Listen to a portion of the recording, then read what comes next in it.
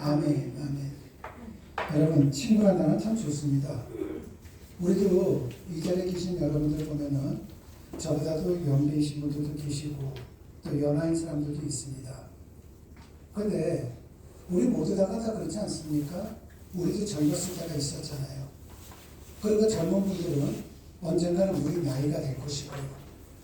근데 젊었을 때 보면은 엄마 아빠한테 얘기하지 못하는 거 친구들한테 다 합니다. 그러니까 내 마음을 모든 걸 다 풀어주는 거죠. 그렇다면은 그 내 모든 걸 다 얘기를 하고 가족한테 얘기도 못하는 것까지 다 얘기했는데 정작 상처를 주는 사람은 누굽니까? 그 사람들이에요. 그래서 이 땅에는 사람들 가운데에서는 영원한 친구는 거의 없습니다. 그러니까 항상 보면은 나는 친구로 인해서 마음의 상처를 받았어 하는 분들 굉장히 많죠. 문제는 뭐냐면은 내가 저 사람한테 저 친구한테 상처를 받았다고 쳐보십시오. 그거는 사람들이 기억을 합니다. 근데 내가 내 친구에게 상처를 준 건 기억이 안 해요. 이게 젊은 사람들의 특징입니다. 내가 누군가에게 해를 끼치는 것은 생각을 안 하고 누군가가 나에게 해를 끼치는 것만 생각을 하는 거죠. 그래서 오늘 한번 우리가 나는 정말 내가 이러이러한 친구가 있는가, 나는 정말 이러이러한 사람이 있는가 한번 생각을 해보려고 합니다. 목사님들 가운데서도 무교회주의를 표방하는 분들이 많이 계십니다. 교회가 없이 그냥 내가 만나는 사람한테 이렇게 얘기할 거야. 그런데 그 무교회주의를 표방했던 고 함석헌 선생님이라고 계시는데 그분의 시 중에서 그 사람을 가졌는가 이런 글이 있습니다. 아마 어쩌면 여러분들이 저 얼굴 보시면은 맞아 옛날에 저거 얼굴 본 적 있을 거야 할 겁니다. 근데 그 함석헌 선생의 이 시를 통해서 우리에게 우리 자신의 친구 관계를 한번 생각해봐 하는 날카로운 질문이 나옵니다. 이 내용을 보면은 이런 내용입니다. 말리길 나서는 날 처자를 내 맡기며 마음 놓고 갈 만한 사람, 그 사람을 그대는 가졌는가? 이 글을 시작으로 해서 이 대목들이 6대목이 나오는데 한마디로 얘기한다면 목숨을 던지면서까지 우정과 신의를 함께 나눌 수 있는 참된 친구가 너에게 있느냐? 이게 묻고 있는 것입니다. 여러분은 어떻습니까? 여러분들에게는 죽음마저 함께 나눌 이런 사람, 이런 친구는 여러분들은 있습니까? 만약 저에게 여러분들께서 그래 너를 위해서 죽어줄 친구, 너에게는 그런 친구가 있니? 저한테 질문을 한다면은 네, 저는 있습니다 하고 저는 당당하게 말할 수 있습니다. 사실 성탄절을 맞이해서 여러분 모두에게 그 친구를 소개시켜드리기 위해서 오늘 설교 말씀을 준비했습니다. 혹 이런 의아심을 품을 수는 있습니다. 우리가 나이가 다 똑같지 않은데, 우리의 성격도 똑같지 않은데, 우리의 연령과 성격이 천차만별인데 제 친구가 어찌 여러분 모두의 친구가 될 수 있느냐 하고 질문할 수는 있습니다. 그런데 문제는요, 그 친구에게는 이런 문제가 하나도 문제거리가 안 된다는 겁니다. 함석헌 선생의 첫 번째 질문을 보면은 이렇게 질문합니다. 말리길 나서는 날 처자를 내 맡기며 마음 놓고 갈 만한 사람, 그 사람을 가졌는가? 여러분, 사람들은 이 세상을 살다가 세상을 떠날 때가 되면은 죽음 이유를 생각하면서 두려워합니다. 내가 죽어? 평상시에는 생각 안 하죠. 그런데 사람들이 순간적으로는 할 수는 있지만요, 생각하면 못합니다. 어젠가 그제 뉴스를 보니까 오래전에 일본 지하철역에서 술 먹은 사람을 살려주고 우리 한국 사람 젊은이가 대신 죽은 사건이 나왔습니다. 순간적으로 그렇게 할 수 있습니다. 우리가 일반적으로 그러죠. 내 자식이 어려서 어린이집 다닐 만큼 어린데 철길에서 놀고 있다. 근데 저쪽에서 기차가 오는데 아이가 그걸 못 봤습니다. 엄마가 아이를 살리기 위해서 순간적으로 아이를 밀쳐내고 엄마가 대신 죽는 사건 간간히 있습니다. 근데 엄마가 거기서 내가 저 아이를 밀쳐내면 내가 죽는데 조금이라도 생각한다면 절대로 못 죽습니다. 자식이 너무 많이 아플 때 부모는 이런 얘기합니다. 하나님, 저 자식 대신에 나를 데리고 와주세요. 기도할 수는 있습니다. 대신 죽는 부모는 한 명도 없습니다. 죽음은 그렇게 무서운 거죠. 그런데 죽음이 다가왔을 때 죽음 이유를 생각하며 두려워하면서도 걱정하는 부분이 있습니다. 그게 뭡니까? 남아있는 가족들이요. 내가 죽으면 저 자식이 어떻게 살까? 내가 죽으면 저놈이 어떻게 이 세상을 헤쳐나갈까? 내가 힘이 없어도 내가 아직까지 살아있어야 되는데 내 아이가 나이가 20살만 됐어도 좋겠다. 여러분 다 아시죠? 결혼한 자식을 둬도 걱정이잖아요. 그러니까 죽음을 생각하면서 두려워하면서도 남아있는 가족들을 걱정합니다. 그러나 죽음 이후에 가족에 대해서 내가 할 수 있는 것이 있을까요? 죽은 나는 내 가족들을 위해서 할 수 있는 것이 아무것도 없습니다. 그러나 제가 여러분에게 오늘 소개해드릴 그 친구는 기꺼이 남아있는 가족들을 거두어줄 뿐만이 아니라 죽은 자의 빈 자리까지도 빈틈없이 메워주는 친구입니다. 그래서 누구든지 간에 말리길 나서며 처자를 내 맡기고 마음 놓고 갈 만한 그 사람, 그런 친구가 되어주는 친구입니다. 함석헌 선생의 두 번째 질문은요, 이렇습니다. 온 세상 다 나를 버려 마음이 외로울 때도 저 맘이야 하고 믿어지는 그 사람을 가졌는가? 여러분, 인간 사회 알잖아요. 여러분들이 직접 경험을 해보지 않았다면 누군가로부터 들은 이야기들 많으실 겁니다. 세상에는 있는 사람과 없는 사람이 구별됩니다. 상하가 구별됩니다. 그러다 보니까 내가 돈을 가지고 있다, 내가 권력을 가지고 있다, 내가 뭔가를 많이 가지고 있으면 사람들이 내 주변에 몰려들기 시작합니다. 그런데 내가 가지고 있는 것을 모두 잃게 되면은 어떻게 됩니까? 주변 사람이 나를 떠나죠. 요 근래 사건도 그렇지 않습니까? 윤석열 대통령이 계엄 선포하기 전만 하더라도 어떻게든지 간에 김건희 여사와 윤석열 대통령하고 전화통화 한 번이라도 하려고 하지 않았습니까? 그런데 며칠 전에 보니까 용산의 대통령실에 있는 고위공직자 15명이 벌써 사표 쓰고서 나갔더라고요. 나 살겠다 이거죠. 그런 것들한테 나라를 맡겼으니 뭐 되겠습니까? 그런 것들이 대통령의 귀를 막고 있으니 뭐가 되겠습니까? 이게 여기만 그런가요? 권력을 잡을 때 지금 우리나라에서 1순위라고 하니까 그 야당 대표를 보십시오. 그로 인해서 사람들이 목숨 끊은 사람들이 얼마나 많습니까? 근데도 뭔가 덕이 될 것 같단 말이죠. 그러니까 거기에 달라붙는 겁니다. 야당이든 여당이든. 근데 그것은 높은 사람들뿐만이 아니라 우리들도 그렇다는 것입니다. 우리 아버님이 옛날에 잘 살았을 때에는 내 주변에 친척들도 많았는데 폭삭 망하니까 친척들이 제일 먼저 떠나더라. 그런 얘기들이 얼마나 많습니까? 그런데 제가 여러분에게 소개해드릴 그 친구는 다릅니다. 그 친구만은 내가 가진 것이 없다 할지라도 항상 제 곁에 있었습니다. 제가 절망과 고독의 심연 속에서 홀로 몸부림칠 때에도 그 친구는 변함없이 저를 위로하며 저를 지켜주었습니다. 그래서 온 세상 다 나 버려 마음이 외로울 때에도 저 마음이야 하고 믿어지는 그 사람을 그대는 가졌는가? 이 질문에 저는 자신 있게 가졌다고 답변할 수 있습니다. 함석헌 선생의 세 번째 질문입니다.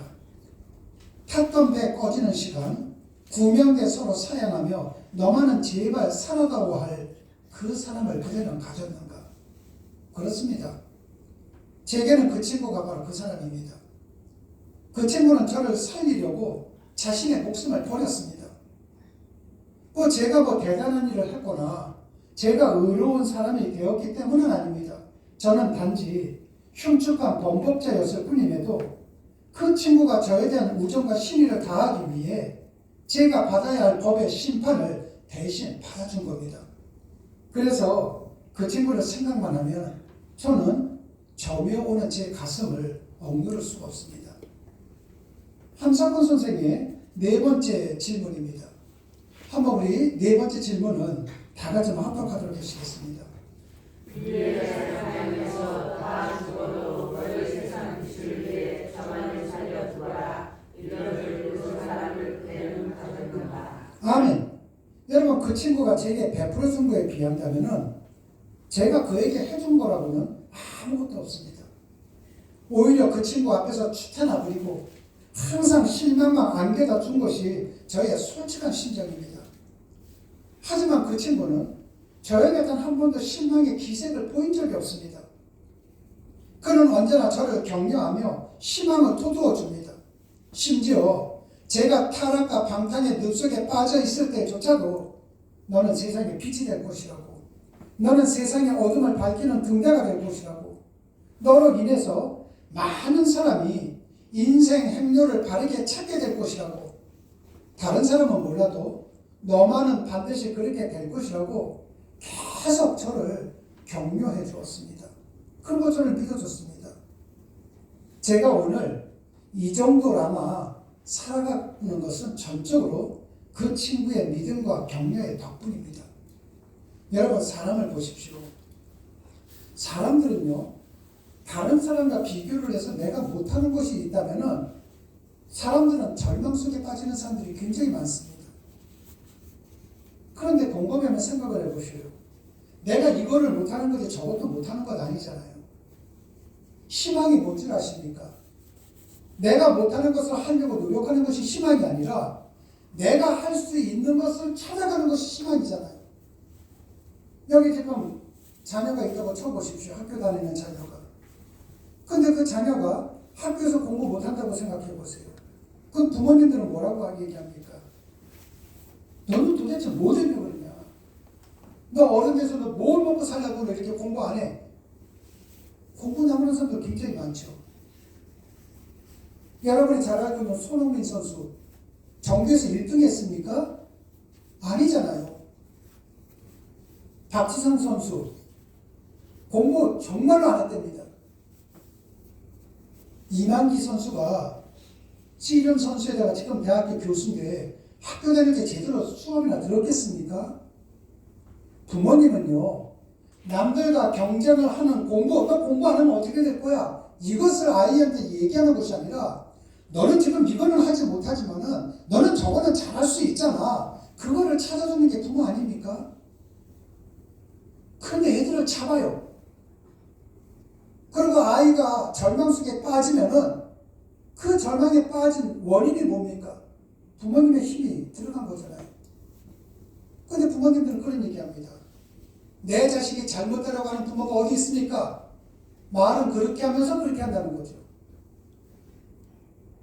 여러분, 이 아이가 못하는 것은 이거지만 잘하는 건 저거잖아요. 제가 지금도 간혹 가다가, 아주 간혹 가다가 TV를 틀어서 노래를 들을 때가 있습니다. 그런데 젊은 사람들 노래할 때 보면은 그걸 랩이라 그러나요? 랩하는 거 보면요, 제가 속으로 그런 얘기합니다. 저 무슨 노래야? 세상적인 용어를 좀 써보겠습니다. 저 날라리 같네? 이렇게 생각할 수도 있죠. 근데 그 사람들 돈 버는 거 보세요. 오늘날 세상 사람들이 돈 하면 최고 아닙니까? 거룩한 척해도 돈이고 방탕한 척해도 돈 아닙니까? 우리가 상상할 수 없을 만큼 많은 돈을 법니다. 물론 개중에 그분들 가운데서도 공부 잘하는 사람들도 있겠지만은 평균적으로 본다면은 공부 못한 사람이 더 많겠죠. 근데 왜 그 위치에 올라가서 명예와 인기와 돈을 얻는 줄 아십니까? 자기가 잘할 수 있는 거 찾은 거거든요. 찾아서 가는 것입니다. 이 친구가 저한테도 그렇게 해주는 겁니다. 너는 이거는 하지 못하지만은 너는 저거를 잘할 수 있잖아. 제가 여러분에게 소개시켜드릴 친구는 우리에게 그러한 비전을 주고 있다는 것입니다. 함석헌 선생의 5번째 질문입니다. 합독하시겠습니다. 세상을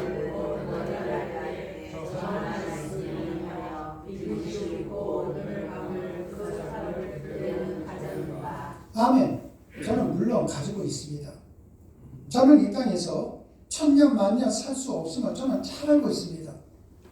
언젠가 이 세상을 반드시 떠나야 할 그날이 저에게 다가온다는 것을 생각하기 때문에 매일매일 저는 대비하면서 살아가고 있습니다.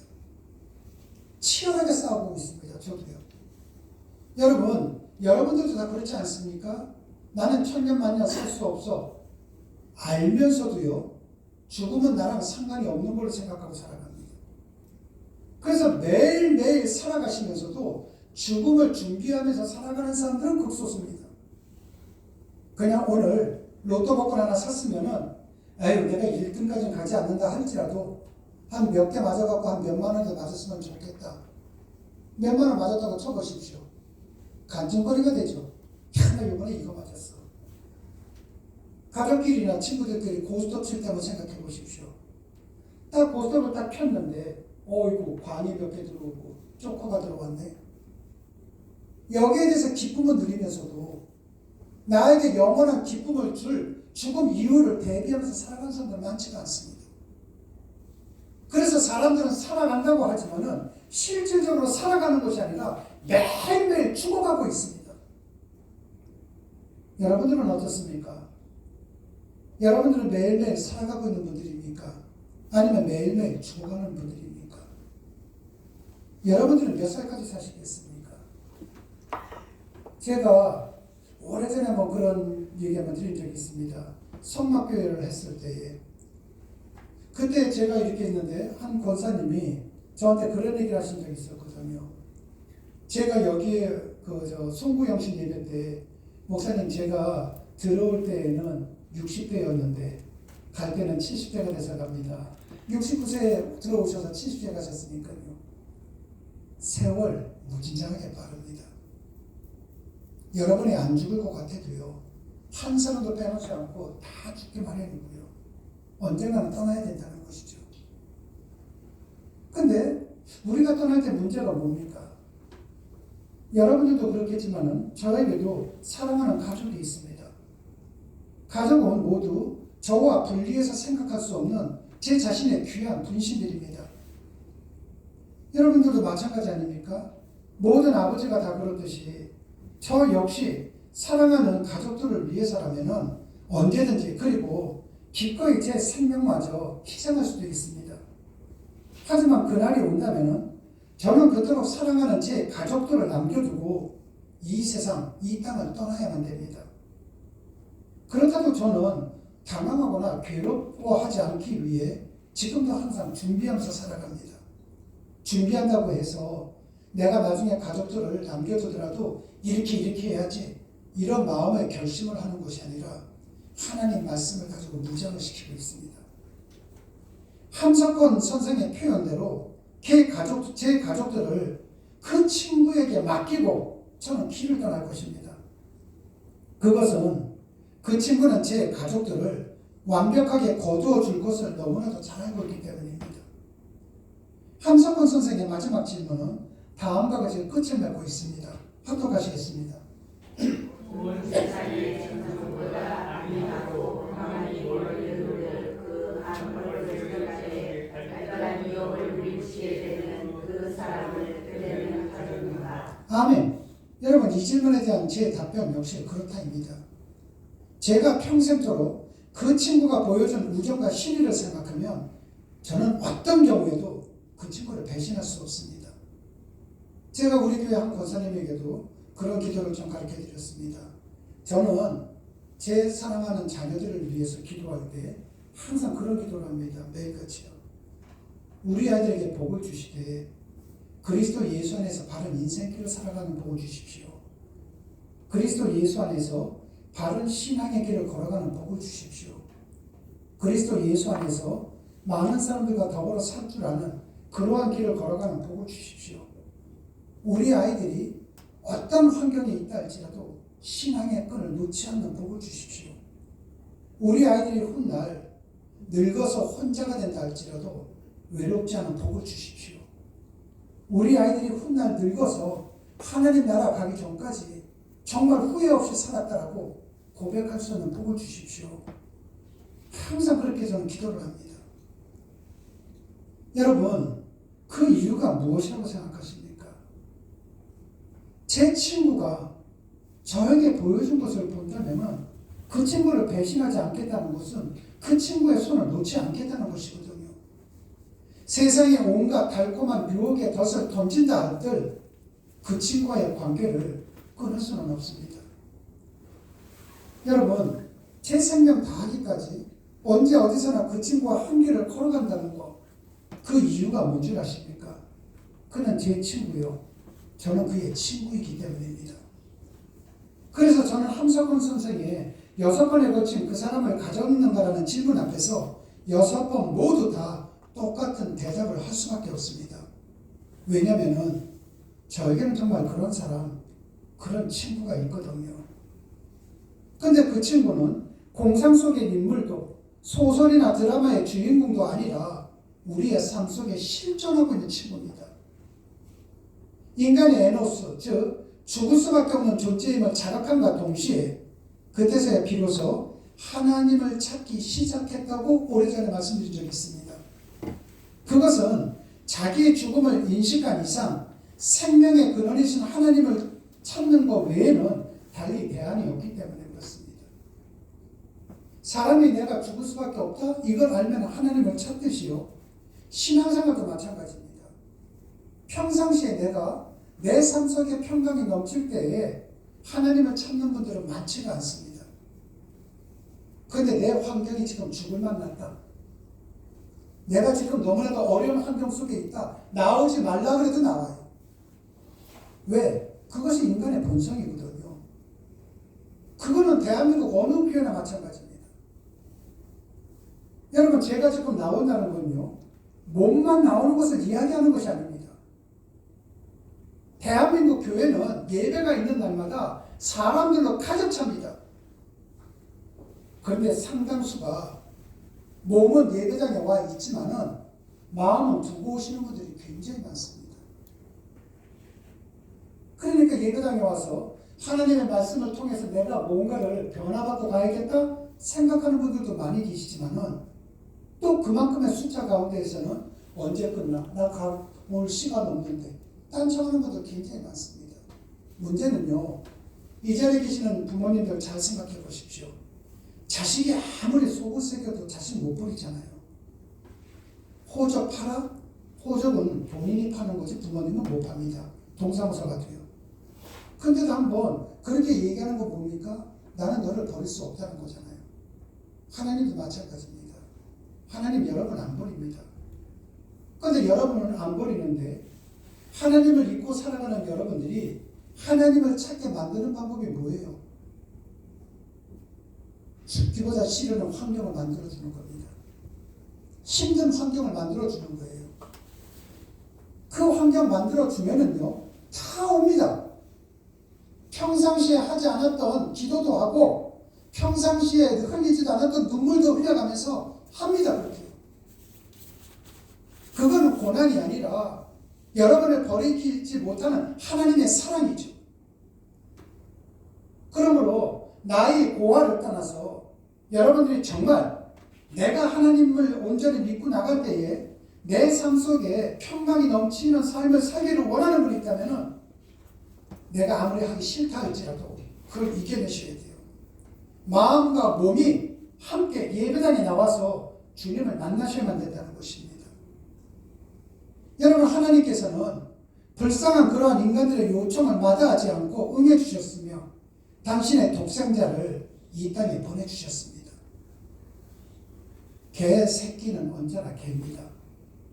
사람의 자식은 항상 사람입니다. 그렇듯이 하나님의 독생자 역시 하나님이십니다. 인간을 살리기 위해 성자 하나님께서 친히 인간 역사 속으로 들어오신 것입니다.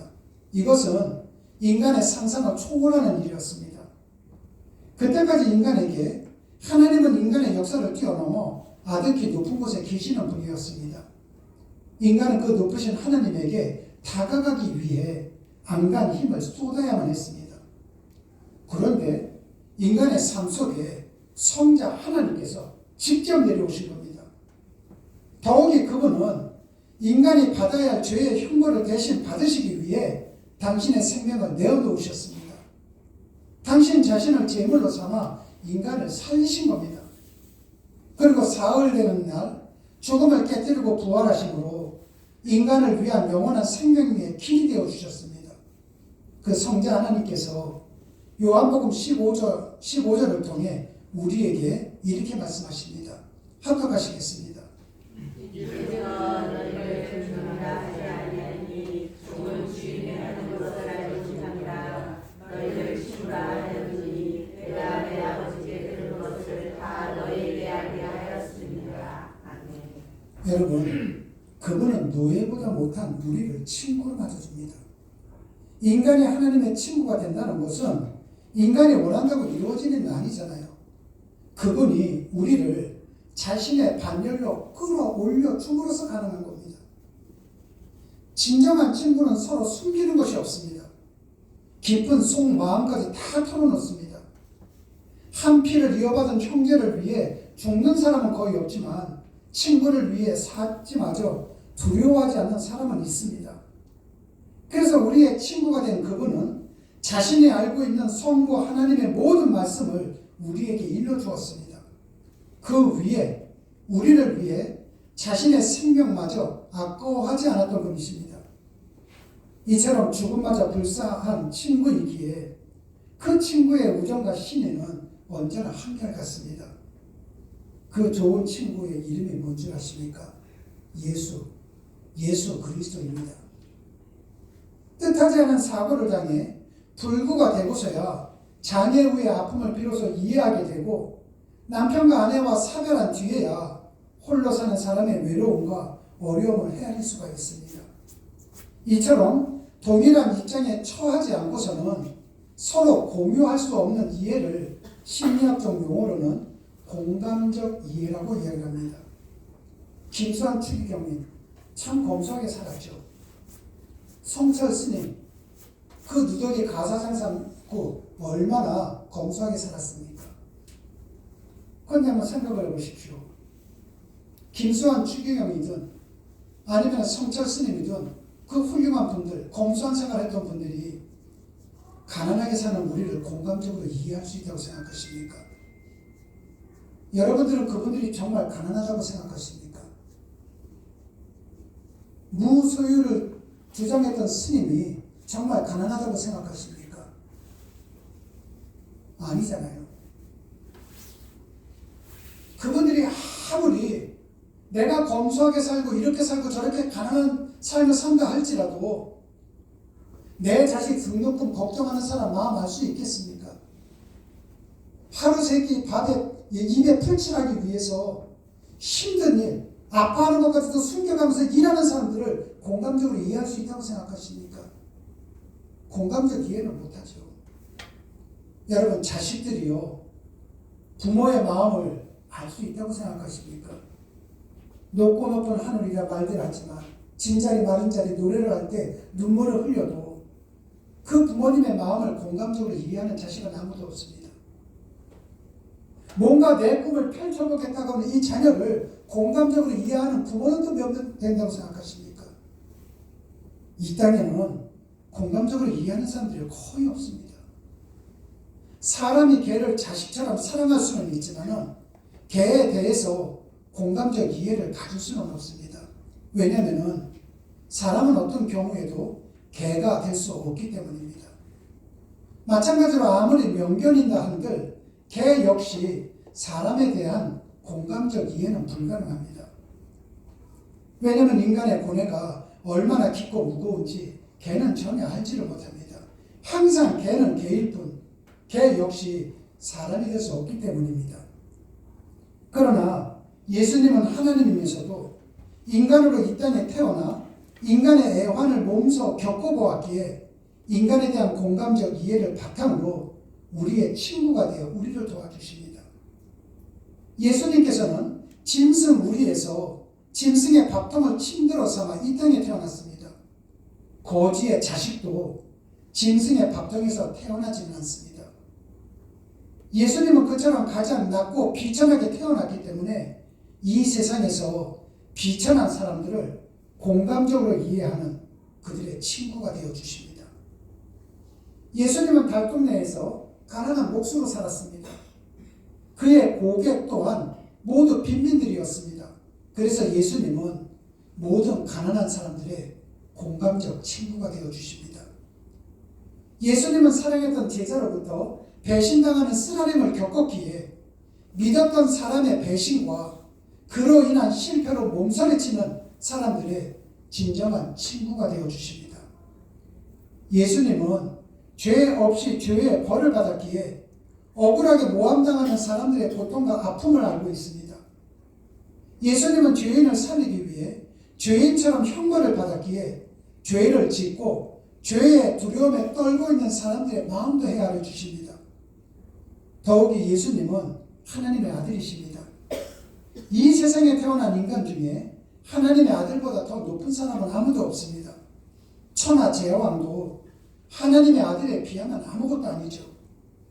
이처럼 예수님은 이 세상에서 가장 높은 자였기 때문에 높고 부유한 자도 공감적으로 이해하시는 분이십니다. 여러분, 높은 직책에 있는 사람에게는 남보다 높기 때문에 피할 수 없는 고독과 아픔이 있습니다. 부유한 자는 다른 사람보다 가진 것이 많기 때문에 져야 하는 짐과 부담이 있습니다. 세상에서 가장 높은 자였던 예수님은 그들의 외로움과 중압감을 공감적으로 알고 있는 그들의 친구가 되어주십니다. 그뿐만 아니라 자신이 직접 죽음을 경험한 뒤에 그 죽음을 깨뜨리고 부활하신 예수님은 하루하루 죽음을 향해 내달리고 있는 인간의 처지를 공감적으로 이해하고 우리를 향해 생명의 손길을 내어주는 덧없이 좋은 친구이십니다. 그분이 오늘 인간의 몸을 입고 이 땅에 태어나신 날을 축하하는 성탄절입니다. 우리의 진정한 친구가 되어주시기 위해 이 땅에 오셨습니다.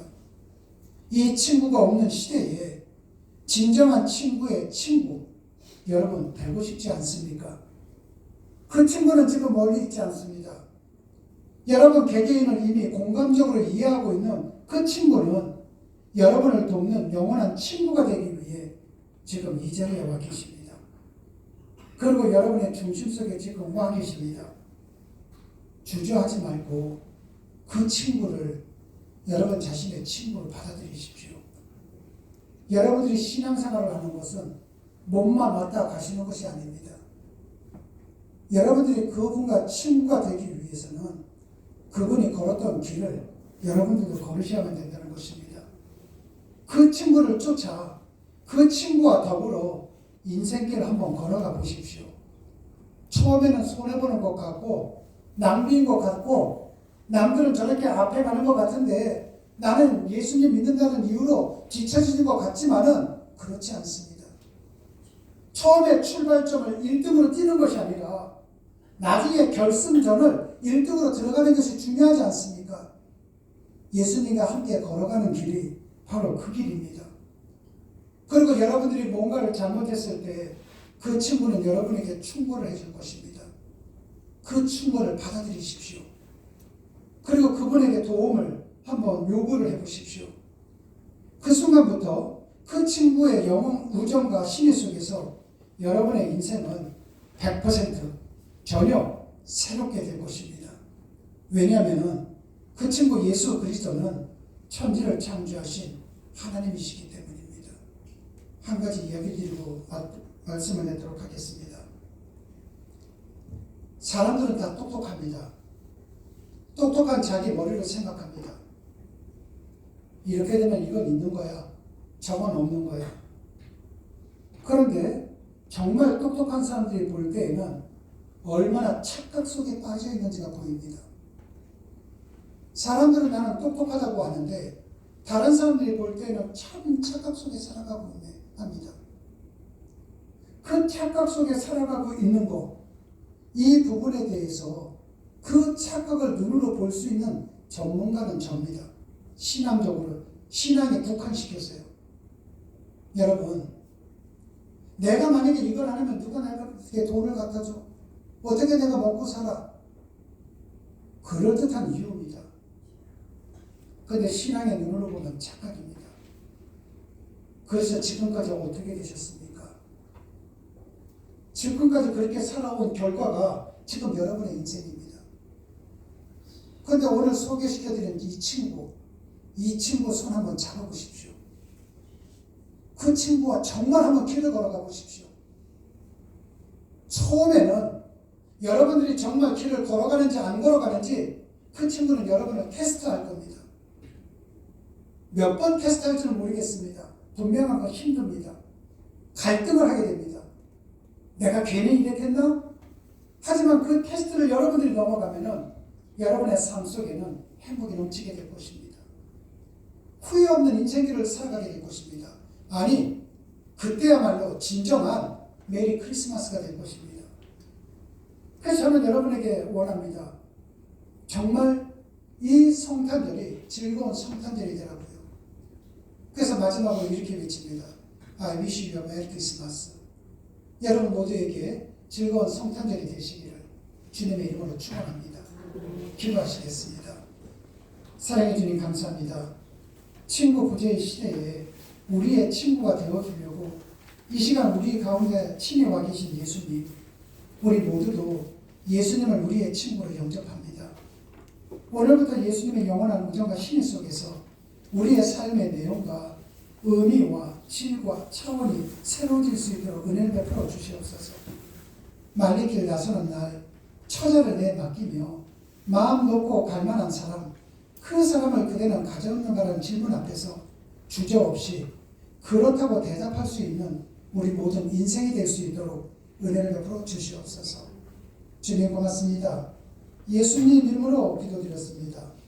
아멘.